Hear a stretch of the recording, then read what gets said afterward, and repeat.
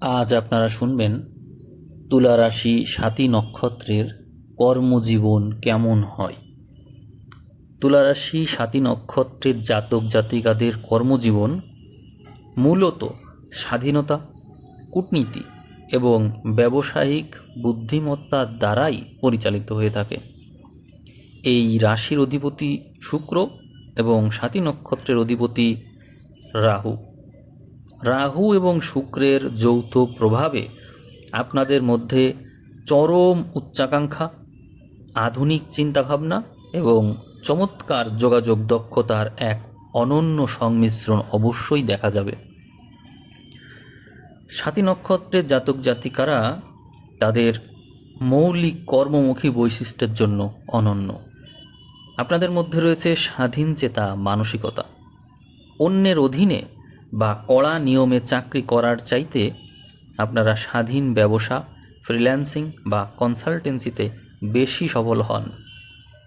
আপনাদের মধ্যে কূটনৈতিক দক্ষতা খুব ভালো। যে কোনো জটিল পরিস্থিতি বা ব্যবসায়িক চুক্তি নিজের বুদ্ধিমত্তা ও মিষ্টি কথার মাধ্যমে সহজেই সমাধান করতে পারেন।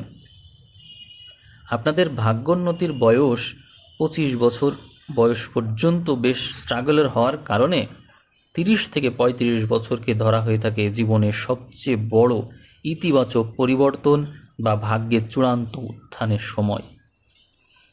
আপনাদের জীবনে প্রথমেই আসে রাহুর মহাদশা। এই রাহুর মহাদশা কারো কারো ক্ষেত্রে 18 বছরের একটু কম হয়, আবার কারো ক্ষেত্রে খুবই অল্প সময় বা কয়েক মাস হয়ে থাকে। কারণ জীবনের প্রথম মহাদশা রাহুর দশা সবাই চন্দ্রের অবস্থানজনিত কারণে বেশি পায় না। তবে জীবনের প্রথমার্ধে বা ক্যারিয়ারের শুরুতে এই যে রাহুর প্রভাব, কিন্তু আজীবনই আপনাদের থাকবে, যেহেতু তা আপনাদের জন্ম নক্ষত্র। এই জন্য আপনাদেরকে রাহু চরম উচ্চাকাঙ্ক্ষী করবে এবং প্রথাগত নিয়মের বাইরে গিয়ে কিছু করার প্রেরণা অবশ্যই দেবে। আপনারা ক্যারিয়ারের শুরুতেই দেখবেন আইটি, এভিয়েশন, মিডিয়া, অনলাইন ব্যবসা বা টেকনোলজির ক্ষেত্রে দারুণ সব সুযোগ পাবেন। তবে রাহুর স্বভাব সুলভ যে অস্থিরতা, সেটি তো আপনার মধ্যে থাকবে। এই জন্য আপনি বারবার চাকরি পরিবর্তন বা পেশা পরিবর্তনের জন্য মরিয়া হয়ে উঠবেন।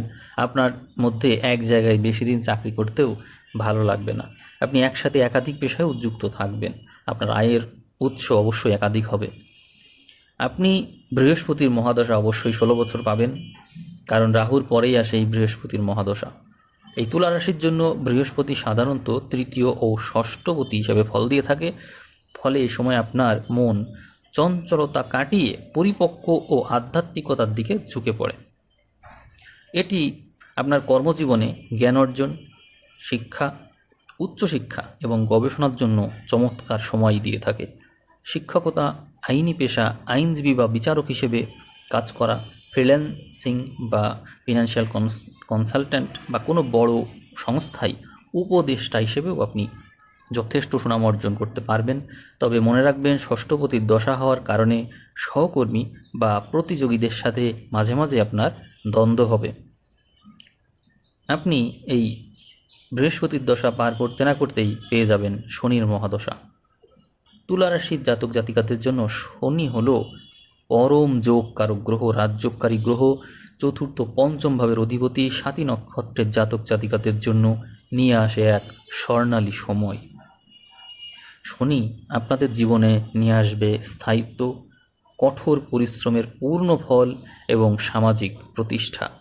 কর্মজীবন এই জন্য আপনাদের জীবনে জাতক জাতিকা হিসাবে দেখতে গেলে দেখা যায় যে শনি আপনাদেরকে ক্যারিয়ারের শীর্ষে পৌঁছে দেয়।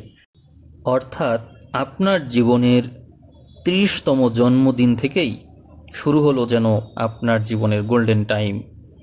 এই দশায়, এই শনির দশায় নিজের স্বাধীন ব্যবসা বা বড় কোনো সংস্থায় উচ্চ পদস্থ কর্মকর্তা, নেতৃত্ব স্থানীয় পজিশন এগুলো অবশ্যই লাভ করা সম্ভব।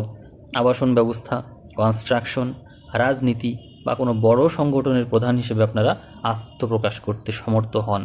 এরপরে আসে বুধের মহাদশা 17 বছর। তুলা রাশির জন্য বুধ ভাগ্যপতি বা নবম ভাবের অধিপতি হিসেবে কাজ করে। বুধ দ্বাদশপতিও বটে, তবে বুধ এবং রাহুর প্রভাব বিবেচনা করলে আমরা দেখতে পাই মিত্রতার কারণে এই দশা আপনাদের জন্য বুদ্ধিবৃত্তিক এবং যোগাযোগ ক্ষমতাকে সর্বোচ্চ পর্যায়ে নিয়ে যেতে পারে। কর্মজীবনে আপনারা আন্তর্জাতিক ব্যবসা, আমদানি রপ্তানি, ট্রাভেল অ্যান্ড ট্যুরিজম, শেয়ার ব্যবসা এবং লেখালেখির সাথে যুক্ত ব্যক্তিদের জন্য এই দশাটি অত্যন্ত ভালো হয়ে থাকে এবং আপনারা ভালোও করেন। এই সময়ে ব্যবসায়িক নেটওয়ার্ক দারুণভাবে বৃদ্ধি পায়। তারপরে আসে কেতুর দশা। কেতুর দশা 7 বছর। এই সময়ে কর্মজীবনে এক ধরনের উদাসীনতা বা রূপান্তর আসবে। জাতক জাতিকারা এই সময়ে ম্যাটেরিয়ালিস্টিক জীবন ছেড়ে দিয়ে আধ্যাত্মিকতা বা গবেষণামূলক কাজের দিকে ঝুঁকে পড়েন।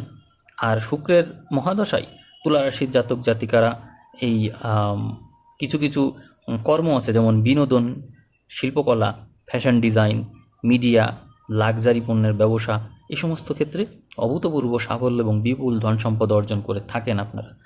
তো কর্মজীবনের জন্য যদি উপযুক্ত ক্ষেত্র আমরা খুঁজি, তাহলে তুলারাশি সাথী নক্ষত্রের জন্য বলবো কূটনীতি ও আইন।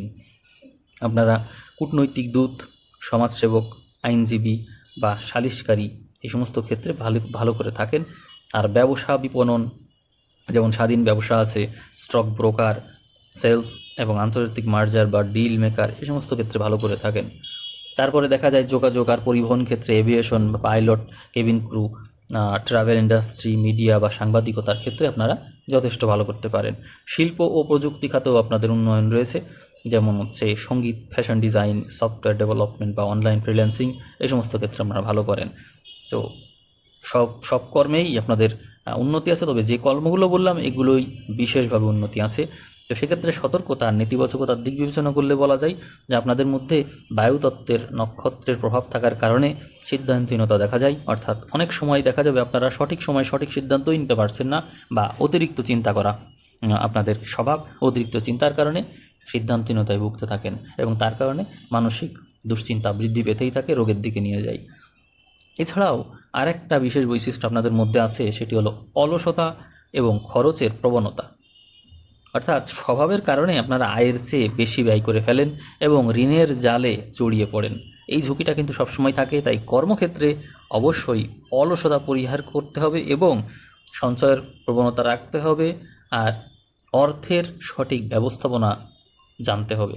অলরেডি আপনি জানেন, তবুও এই নিজের মাত্রাতিরিক্ত ক্ষেত্র বিশেষ যে অতিরিক্ত উদারতা, অতিথিপরায়ণতা বা হচ্ছে অতিথি বৎসল, আপনি সবার প্রতি অতিরিক্ত মানবিকতা, অতিরিক্ত স্নেহ প্রদর্শন, এই সমস্তই আপনার মূলত দুর্বলতা। তো সকল ক্ষেত্রে, কর্মক্ষেত্রেও দেখা যায় যে অন্যের বিলটা আপনি দিয়ে দিচ্ছেন, বা বাসা বাড়ির অনেক ক্ষেত্রেই ফ্যামিলি লোনটা আপনি নিয়ে নিচ্ছেন আপনার নিজের ঘাড়ে, যেখানে এটা বন্টন করা প্রয়োজন, অথচ আপনি সমস্ত দায় আপনার উপর নিচ্ছেন, বা হচ্ছে কারোর জন্য অপেক্ষা করছেন, কথা দিয়ে কথা রাখার জন্য আজীবন সংঘর্ষ করছেন, বা হচ্ছে লাইফকে স্যাক্রিফাইস করে দিচ্ছেন। এরকম নানান বৈশিষ্ট্য আপনার মধ্যে রয়েছে, যার কারণে মূলত আপনি লাইফের শেষ পর্যায়ে এসে যথেষ্ট সাফার করেন। আপনার অর্থভাগ্য ভালো হওয়া সত্ত্বেও জীবনের শেষ পর্যায়ে অর্থকষ্ট দেখা যায় ঠিক এই কারণে। তো আপনি অবশ্যই এই যে কথাগুলো বলা হলো, এগুলোকে বিবেচনায় নিয়ে জীবনের পথ সেট করবেন। আশা করি এই ভিডিওটি আপনার ভালো লেগেছে। ভিডিওর তথ্য দিয়ে যদি আপনাকে উপকার করা গিয়ে থাকে, তাহলে আপনি কমেন্ট করবেন। সামনে আপনারা আবার নতুন ভিডিও পাবেন। সেই পর্যন্ত সবাই ভালো থাকবেন। সবাইকে অসংখ্য ধন্যবাদ জানিয়ে আজকের ভিডিও এখানেই শেষ করলাম। সবাইকে অসংখ্য ধন্যবাদ।